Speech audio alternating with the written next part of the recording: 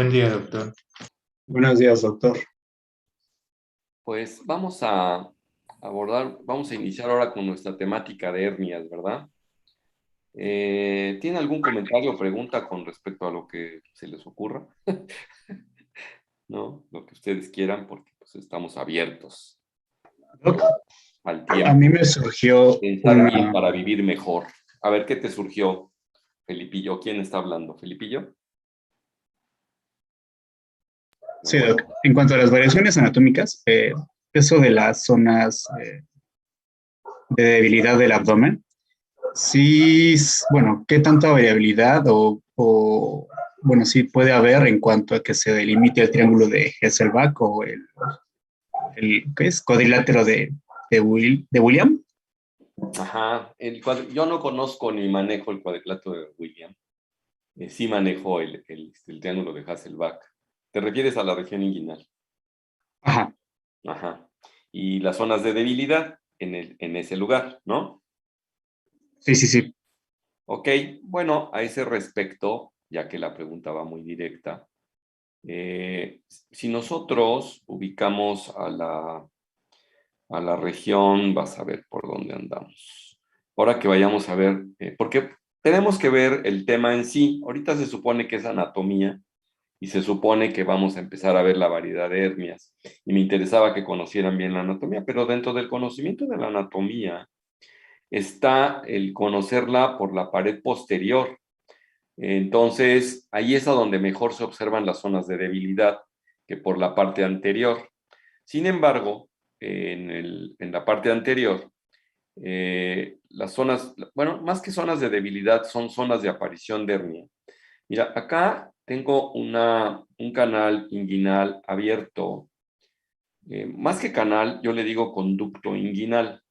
Entonces, este conducto, en este caso, ¿tienen imagen? Acá Sí, tienen Doc. ustedes abierto el conducto, aquí digamos este sería el conducto, y se abrió aquí y se separaron una hoja superior y una hoja inferior. Entonces nos permite ver, si nosotros lo tuviéramos cerrado, podemos ver por fuerita el ligamento inguinal, que es la frontera entre la región inguinal y la región crural, básicamente. Entonces, aquí debajo, en la región crural, va a haber un orificio.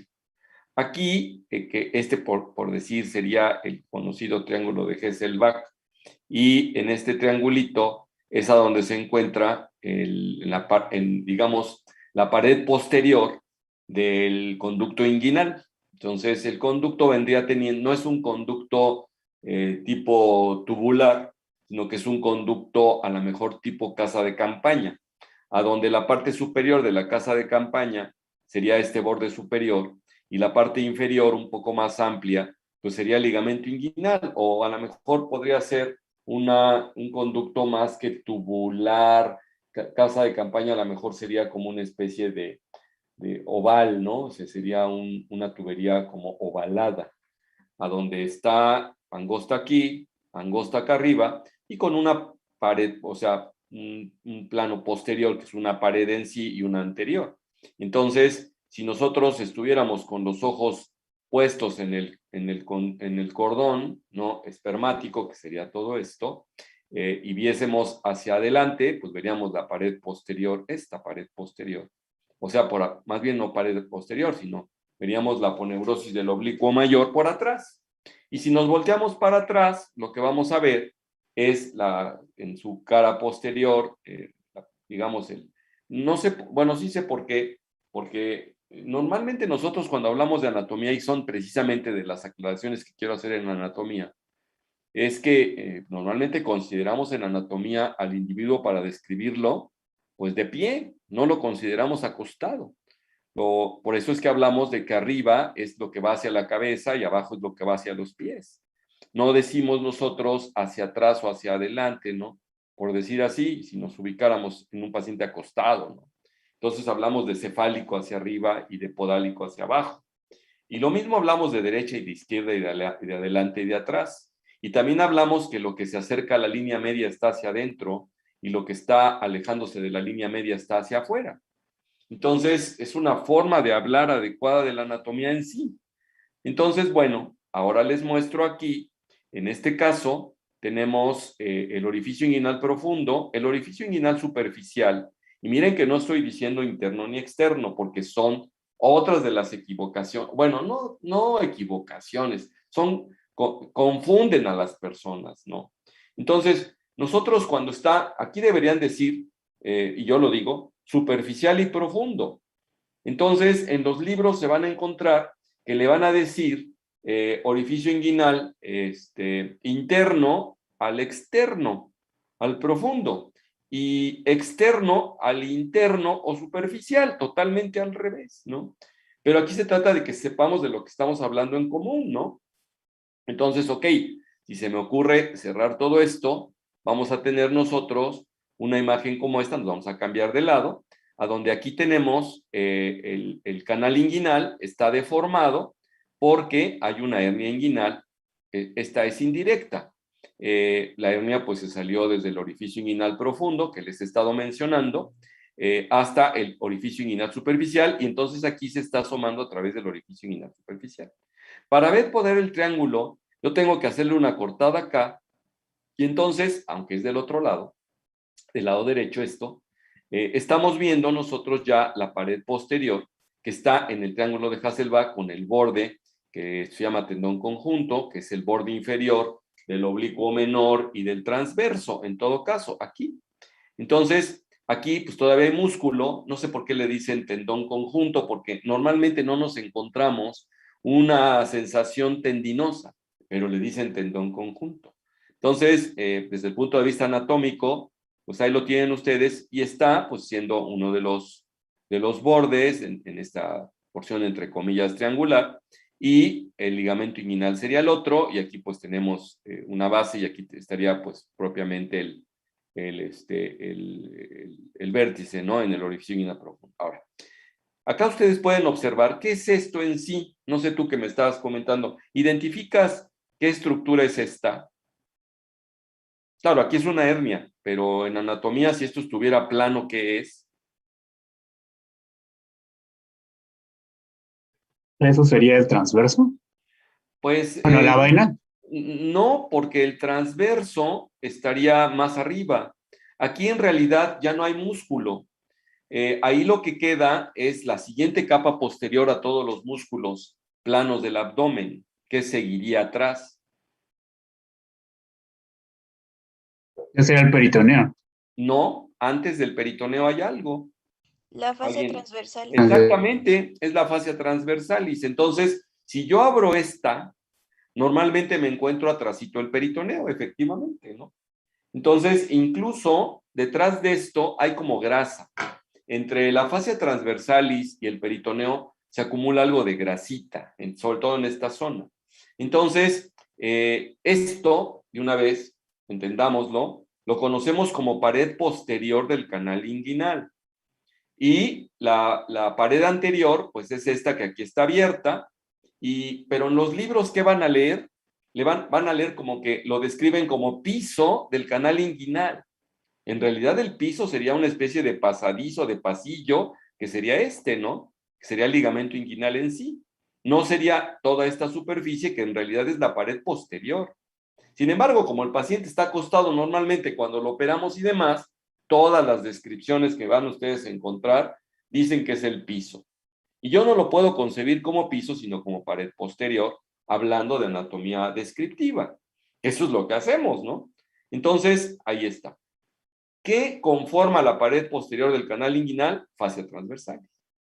Entonces, un sitio de debilidad de la zona es este. Y estas hernias se conocen como hernias inguinales directas.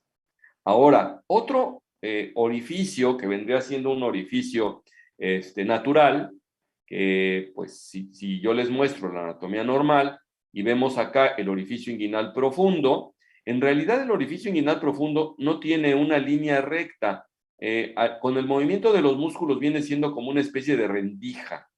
Entonces, sería una especie de entrarle como que lateralmente, ¿no? No vemos un agujero propiamente dicho. Aquí quieren entrar más personas. Ahí va. Autorizadas. Bueno, ¿cuántos estamos en línea? 37. Por ahí han faltado algunos de los que suelo ver, también en el otro grupo.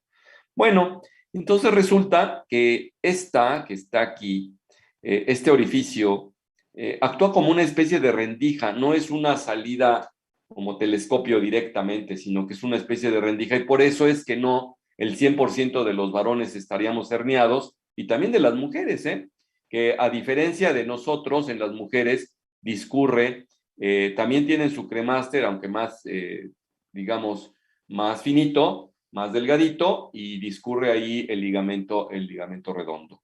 Entonces se va a insertar acá, que es uno de los sostenes muy discretos y relativos del útero de las mujeres. A nosotros nos discurre un cordón espermático que tiene un mayor valor biológico porque pues va hacia el testículo, va a nutrir sanguínea de sangre al testículo, va a regresar por las venas la sangre que llegó al testículo y va a discurrir por ahí el conducto deferente, ¿no? Entonces, pues el de la reproducción, propiamente dicho, para irse después a unir con las vesículas seminales metiéndose por acá e irse hacia la próstata, ¿no? Y pues ahí terminar, ¿no? Y después unirse pues, para que el eyaculado pueda tener efecto ahí, pues con todos los espermatozoides que vienen ahí de los testículos. Bueno, entonces, una de las fronteras que nos permite ver si la hernia es directa, como sería este caso, o indirecta si sale por acá, como sería este caso, que es indirecta porque sale por acá, aquí vendría estando esto que les estoy mostrando ahorita de la fascia transversalis. Miren ustedes aquí, este sí es el peritoneo y esta es la fascia transversalis. Y curiosamente, para entender mejor los elementos del cordón, curiosamente, vienen siendo, si los vemos acá, observen ustedes que el cordón tiene aquí varias capas concéntricas, ¿no? Entonces, hagan de cuenta que son como mangas que se hacen, en este caso, por ejemplo, la aponeurosis del oblicuo mayor genera una especie de manga hacia el cordón que se conoce como fascia espermática superficial, acá, ya saliendo hacia el testículo, por decir así. Y entonces, si ustedes ven un plano más profundo, el plano que le seguiría sería el de cremaster, que vendría siendo este músculo, ¿sí? Esta parte musculosa, y entonces, que también forma una especie de manga, y entonces es el cremaster que viene aquí. Aquí, fascia espermática superficial, el cremaster, y después la fascia transversalis, que normalmente no existe ahí, pero cuando se hace una hernia se avanza hacia acá, entonces genera también parte del saco y es fascia transversalis. A veces esa se degenera y se rompe y ya no sigue en todo su trayecto a la hernia, como que ahí se queda, pero también emite una especie de vaina que si lo vemos nosotros en esta imagen, seguiría como fascia espermática profunda. O sea, esta que se ve medio verdosita aquí, medio azulita acá, y que sigue por acá, pues tendría que estar acá como fascia espermática profunda. Y ahora sí, es la que está en contacto directo ya con el conducto deferente y con los vasos espermáticos, arterias, venas y los nerviecitos que entran por ahí, los linfáticos que entran y salen por ahí. Entonces, bueno, regresando otra vez, esta sería una zona de debilidad, esta sería otra zona de debilidad, y aquí vamos a ubicarnos la región crural. Les decía yo hace un momento que esto es el ligamento inguinal.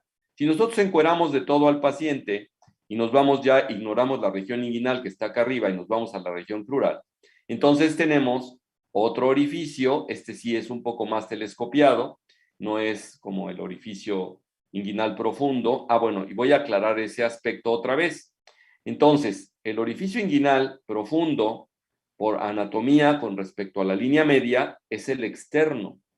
Y el superficial, por anatomía con respecto a la línea media, es el interno. Ustedes van a encontrarse en la literatura que a este le llaman externo y a este le llaman interno. Y es un error. Desde el punto de vista de descripción anatómica, sepan ustedes que pues, es preferible decirle profundo, es preferible decirle superficial, y aquí en esta imagen se ve perfecto, ¿no? Este es el superficial y este es el profundo, ¿no? Entonces, y precisamente esa anatomía, que es lo que quería yo que vieran ustedes, déjenme dejar la pantalla, para contestarte mejor, ¿no? Y además, pues nos permitió ahorita aclarar todo esto, ¿no? Sí, doc, gracias.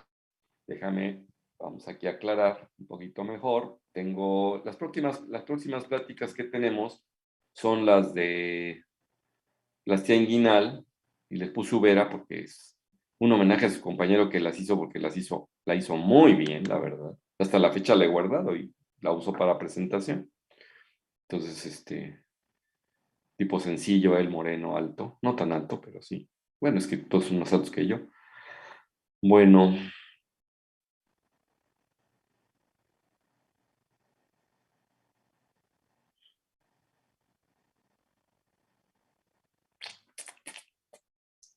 ahorita estoy abriendo la presentación para que veamos ahora por atrás la región inguinal. Y es importante conocerla en la actualidad precisamente por la cuestión esta de la cirugía laparoscópica, ¿no?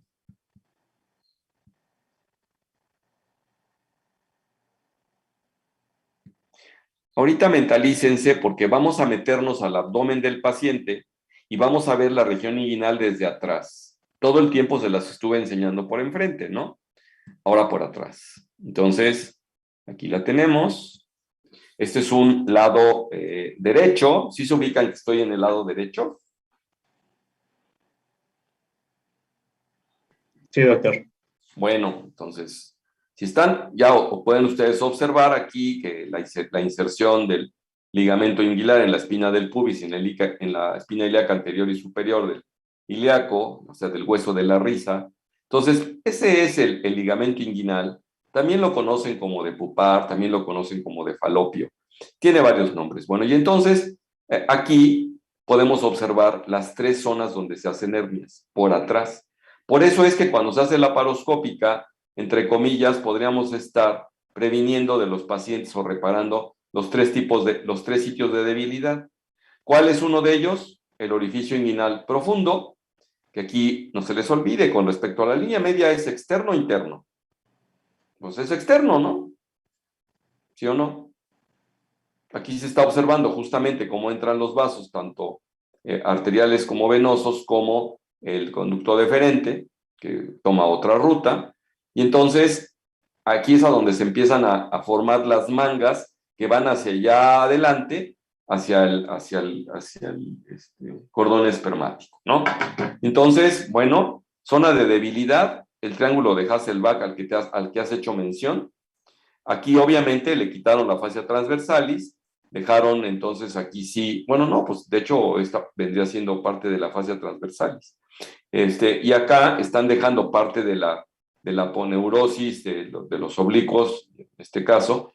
Obviamente aquí estamos viendo el transverso, ya no porque es el más profundo que existe de los laterales, y aquí se genera el orificio inguinal profundo, ¿no? Entonces, estas son las tres zonas de debilidad. La región femoral, acá también hablamos de este ligamento que se conoce como de Cooper.